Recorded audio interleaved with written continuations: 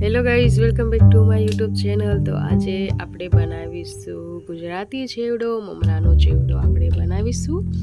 તો ચેવડો બનાવવા માટે આપણે થોડીક સામગ્રીની જરૂર પડશે. જો તમને વિડીયો ગમે તો વિડીયોને લાઈક કરી ચેનલને સબસ્ક્રાઈબ જરૂરથી કરજો.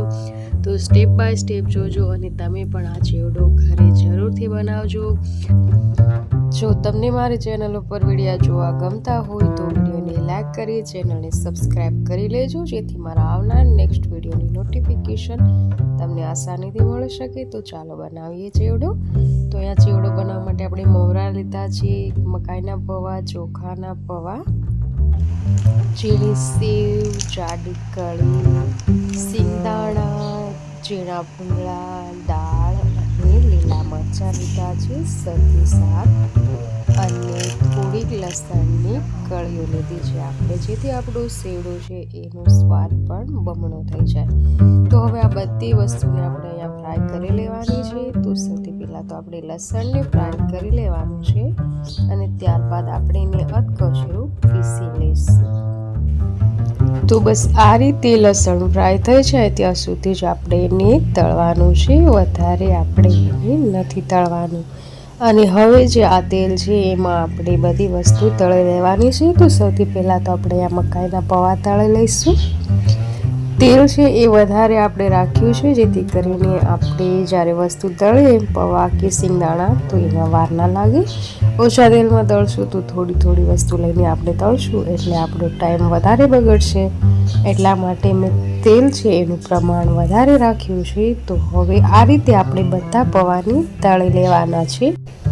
તો હવે આપણે એ જ રીતે ચોખાના પૌવા પણ તળી લેવાના છે. તો તમે જોઈ શકો છો ગાઈસ કે ગરમ તેલમાં ચોખાના પૌવા કેવા ફટાફટ તળાઈ રહ્યા છે. તેલ મેં પહેલાં ફૂલ ગરમ કરી લીધું હતું અને હવે આપણે ગેસની આંચ છે એની સ્લો કરી દીધી છે.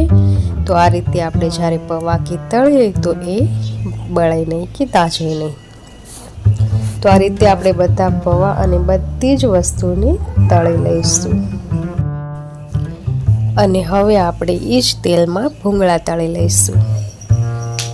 તો ઝીણા ભૂંગળા જે આવે છે એ મેં લીધા છે. જો તમને મોટી સાઈઝના ભૂંગળા ગમતા હોય તો તમે એ પણ લઈ શકો છો. મેં અહીંયા પર નાની ભૂંગળી જે આવે છે એ લીધી છે. આ તમને કોઈ પણ કિરાણા સ્ટોર ઉપર આસાનીથી મળી જશે. અને ત્યારબાદ આપણે તળવાના છે સિંગદાણા. તો આ રીતે આપણે સિંગદાણાને પણ તળી લઈશું. બધી જ વસ્તુ આ એક જ તેલમાં તળાઈ જાય એ પ્રમાણે મેં તેલ લીધું છે. આપણે બધી વસ્તુ તળી લઈશું આસાનીથી, તો પણ આપણું તેલ બચી જશે. તો આ રીતે સિંગદાણાને આપણે તળવાના છે. અને ત્યારબાદ જે લીલા મરચાં લીધા હતા એને પણ આપણે આ તેલમાં તળી લઈશું. લીલા મરચાં અને લસણનું ટેક્સચર આમાં ખૂબ જ સારું લાગે છે, એટલા માટે હું આ બંને વસ્તુ ઉમેરી રહી છું. જો તમને ગમે તો તમે લઈ શકો છો, નહીં તો સ્કીપ કરી શકો છો. આ રીતે આપણે મરચાં તળી લીધા છે. અને હવે આપણે સેવડો તૈયાર કરવાનો છે. તો પહેલાં મેં એક તપેલામાં બધા મમરા ઉમેરી દીધા અને ત્યારબાદ ઝીણી ભૂંગળી, સેવ અને હવે આપણે જાડી કળી ઉમેરવાની છે. અને ત્યારબાદ આપણે દાળ જે લીધી હતી એ દાળ ઉમેરી દીધી છે. અને હવે સિંગદાણા, ત્યાર પછી આપણે જે બધી જ વસ્તુ સાથે તળીને મિક્સ કરી દીધી હતી એ ઉમેરી દીધી છે. તો આમાં થોડીક ભૂંગળી છે, ચોખાના પૌવા અને મકાઈના પૌવા, અને હવે સરસ રીતે આપણે મિક્સ કરી લેવાનું છે. તો તમે જોઈ શકો છો ગાઈસ કે કેટલો આસાનીથી અને કેટલો બધો સેવડો આપણે ઘરે બનાવી શકીએ છીએ થોડીક જ મહેનતમાં. અને હવે આપણે વઘાર કરી લઈશું. તો એક પેનમાં મેં ઓઇલ લીધું છે, એમાં 3 થી 4 ડાળખી લીમડાના પાંદડા, મીઠો લીમડો ઉમેર્યો છે. અને લસણ આપણે અધકચરું ખાંડી લીધું હતું અને થોડોક મસાલો, લાલ મરચું, ધાણા જીરું પાવડર, સ્વાદ પ્રમાણે મીઠું અને હળદર. મમરાને કલર આપવા માટે હળદર ચોક્કસથી ઉમેરશો. અને હવે આપણે આ બધી વસ્તુ મિક્સ કરી અને વઘાર ઉમેરી દેવાનો છે મમરાના ચેવડામાં. તો અહીંયા પર આપણે જે તપેલામાં બધી વસ્તુ મિક્સ કરી છે એમાં હવે આ વઘાર ઉમેરી દીધો અને આને આપણે મિક્સ કરી લેવાનું છે સરસ રીતે।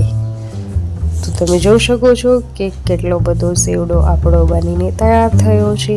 ઓછામાં ઓછા 2 ડબ્બા ભરીને સેવડો આપણે બનાવી લીધો છે અને હવે આપણે આને મિક્સ કરી દેવાનું છે જેથી કરીને કે જે વ્હાઈટ મમરા દેખાય છે એમાં હળદરનો કલર લાગી જાય ત્યાં સુધી આપણે મિક્સ કરીશું। તો તમે જોઈ શકો છો ગાઈસ કે કેવો સરસ મજાનો ચેવડો બનીને તૈયાર થયો છે અને હવે આપણે જે મરચાં તળ્યા હતા એ પણ ઉમેરી દીધા છે અને ચેવડો થોડોક ઠંડો થાય એટલે આપણે ડબ્બામાં ભરી લેવાનો છે। તો ચાલો હું તમને બતાવું કે કઈ રીતે આપણો સેવડો બન્યો છે। તો એકદમ સરસ મજાનો ચેવડો બનાવીને આપણે તૈયાર કરી લીધો છે અને જો તમને આ વિડીયો ગમે તો વિડીયોને લાઈક કરીને ચેનલને સબસ્ક્રાઈબ જરૂરથી કરજો। તો ફરીથી મળશું આવી જ નવી નેક્સ્ટ રેસીપીમાં। ત્યાં સુધી અવનવી રેસીપી બનાવતા રહો, ખાતા રહો અને તમારી ફેમિલીવાળાને ખવડાવતા રહો। તો ફરીથી મળશું નવી અને નેક્સ્ટ રેસીપી સાથે। ત્યાં સુધી આવજો, bye bye and take care. Thanks for watching.